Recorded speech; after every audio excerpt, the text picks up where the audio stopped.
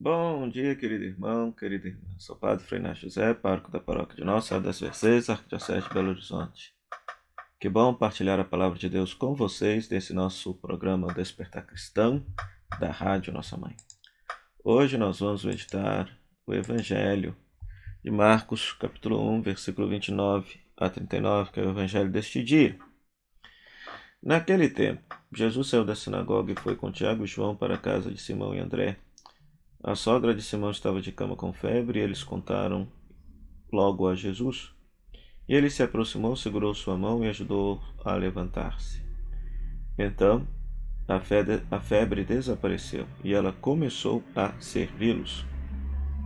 À tarde, depois do pôr do sol, levaram a Jesus todos os doentes e os possuídos pelo demônio. A cidade inteira se reuniu em frente da casa. Jesus curou muitas pessoas de diversas doenças e expulsou muitos demônios. E não deixava que os demônios falassem, pois sabiam quem ele era. De madrugada, quando ainda estava escuro, Jesus se levantou e foi rezar no lugar deserto. Simão e seus companheiros foram à procura de Jesus. Quando encontraram, disseram: Todos estão te procurando. Jesus respondeu: Vamos a outros lugares, às aldeias da redondeza. Devo pregar também ali, pois foi para isso que eu vim. E andava por toda a Galiléia, pregando em suas sinagogas e expulsando os demônios. Palavra da salvação, glória a vós, Senhor. Queridos radiovintes e internautas que nos acompanham pela web rádio Nossa Mãe de Birité. O Evangelho de Marcos é o primeiro evangelho a ser escrito, foi escrito na década de 70 depois de Cristo, 40 anos depois da morte e ressurreição de Jesus. E esse evangelho tem a finalidade de responder uma pergunta fundamental: quem é Jesus? Por quê? Uma vez que Jesus morreu e ressuscitou, os discípulos mais próximos de Jesus aguardavam ansiosamente a segunda vinda de Jesus e a instauração definitiva do reino de Deus. Entretanto, não foi isso que aconteceu. O que aconteceu foi que se desencadeou uma forte perseguição para com os discípulos de Jesus, uma forte perseguição para com os cristãos, quer seja pelas autoridades judaicas, que começaram a expulsar os cristãos das sinagogas, quer seja também pelo Império Romano. Por quê? Uma vez que eram expulsos das sinagogas, os judeus cristãos se tornavam uma religião ilícita diante do Império, o que justificava a perseguição religiosa da parte dos romanos para com os cristãos, né? Que se recusavam a prestar culto ao imperador como se fosse Deus. Então, isso é natural, ou seja, quando se frustra as expectativas, se nasce uma crise de fé. Então, o evangelho nasce no contexto de crise de fé. Estão se questionando quem é Jesus.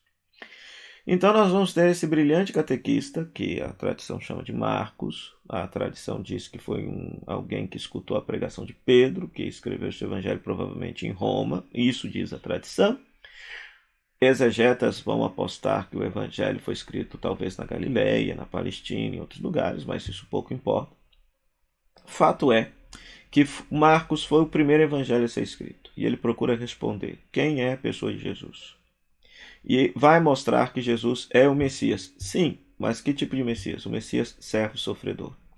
Ele vai utilizar Isaías 53, Salmo 22, 23 para ler e interpretar o ministério de Jesus, né? Não vai interpretar Jesus como o Messias filho de Davi, que era a expectativa geral de todo o povo. O Messias filho de Davi seria aquele Salvador, seria aquele Messias, aquele líder político-religioso que libertaria Israel da dominação estrangeira e traria glória para o povo de Israel. Jesus nasceu, viveu, morreu, ressuscitou e não fez absolutamente nada disso. Ele fez outra coisa, né? O evangelho de hoje nos mostra justamente qual era a pedagogia de Jesus para atuar e salvar e redimir e ser o Messias. Primeiro, Jesus ele lida com aqueles que estão enfermos. Ou seja, ele cura a sogra de Pedro, liberta a sogra de Pedro de uma situação de febre, e esta começa a servi-los. Esse versículozinho passa desapercebido, né? Mas pode nos fazer pensar: puxa vida, quantas vezes nós assistimos no mundo de hoje as pessoas buscando nas igrejas curas, libertações, tudo mais. E é lícito que busque, porque todos nós temos as dificuldades, temos os nossos problemas, temos os nossos desafios e queremos que Deus venha ser o nosso conforto, o nosso consolo. Mas o que é que fazemos depois quando alcançamos a saúde? A sogra de Pedro serviu a Jesus. Então, Deus nos devolve a saúde para quê? Para que a gente possa colocar a nossa saúde a serviço de Deus, a serviço de Cristo, a serviço do próximo, né? Então, exemplo lapidar. Então, se muitas vezes as nossas preces, nossos pedidos não são atendidos, é porque, de repente, a gente não vai colocar a nossa vida a serviço do Senhor, e Deus sabe muito bem disso, né? Depois, veja só, muitos possuídos pelo demônio foram colocados diante de Jesus e Jesus os curava. Vale ressaltar que naquela época toda doença desconhecida que não tinha tratamento médico era atribuída ao demônio. Mas utilizando este imaginário significa que chegou aquele que nos liberta do poder do mal, do poder do maligno. Então Jesus é meio que apresentado aqui como um taumaturgo, como um exorcista. Um exorcista. Então vale ressaltar que na tradição judaica se acreditava que no fim dos tempos haveria esse embate definitivo entre Deus e o diabo, entre Deus e o mal, entre o bem e o mal. E em Jesus esta luta, este entrave, esta batalha já se inicia e Jesus é vencedor. Então significa que com a chegada de Jesus o fim dos tempos já chegou na história humana.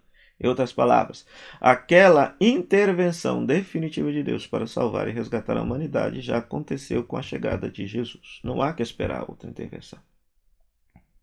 Então é interessante, se Jesus já nos ensinou qual o caminho para a gente estabelecer o reinado e colaborar para que o reinado de Deus possa acontecer na nossa vida e na nossa história, se hoje o reinado de Deus não acontece na nossa vida e na nossa história, a culpa não é de Cristo, porque Ele mostrou o caminho, já nos ensinou o que devemos fazer. Então cabe a cada um de nós abraçar o projeto de Jesus e estar junto dele nesse embate contra as forças do mal que oprimem a dignidade e a vida da pessoa humana. Depois, um outro detalhe é que depois que Jesus passa a noite toda em oração e os discípulos alcançam a Jesus, Jesus diz: vamos a outros lugares, às aldeias da redondeza. O Evangelho utiliza a palavra komé em grego. Jesus nunca vai na polis, nas cidades. Jesus sempre vai nas pequenas vilas. Nós diríamos hoje, Jesus iria nas favelas, nos aglomerados, e não nos grandes centros pegar a boa nova do reino, né? E andava por toda a Galileia, pregava, né? Por toda a Galileia. Galileia era o norte de Israel. A capital ficava no sul, a cidade de Jerusalém. Era o centro político religioso de Israel. Então Jesus atuou foi na periferia, né? Então, por exemplo, nós estamos aqui na amada Arquidiocese de Belo Horizonte e sabemos que, infelizmente, a Igreja Católica não se faz presente nas vilas, favelas e aglomerados. Por isso mesmo que Dom Valmor está enviando a igreja como uma resposta ao apelo do Papa Francisco de ser uma igreja em saída para vilas, favelas, aglomerados, mandando os diáconos permanentes para lá para se fundar comunidades, para ser uma presença da Igreja Católica ali. Porque era isso que Jesus faria se estivesse aqui agora, né? Ou seja, o Evangelho deixa bem claro, Jesus ele não atua nos grandes centros. É interessante que, segundo os sinóticos, quando Jesus vai no grande centro, que é a cidade de Jerusalém, o que é que acontece com ele? Ele é assassinado. Ele é barbaramente assassinado. Então Jesus atua e exerce o anúncio do reino, a boa notícia do reino, pregando a boa notícia do reino, instaurando a chegada do reino entre os pobres, na periferia, nas favelas. Aqui no caso, nas komé, nas aldeias, nos pequenos aglomerados de gente. Então isso nos ensina uma coisa. Né? Então já existe uma opção preferencial pelos pobres excluídos da parte de Jesus, o que justifica a nossa opção preferencial pelos pobres, essa opção que a igreja latino-americana fez, né? De evangelizar a todos, de anunciar a toda criatura o evangelho, mas ter um cuidado pastoral misericordioso, sobretudo para quem é pobre, marginalizado e excluído. Porque Jesus fez esta opção.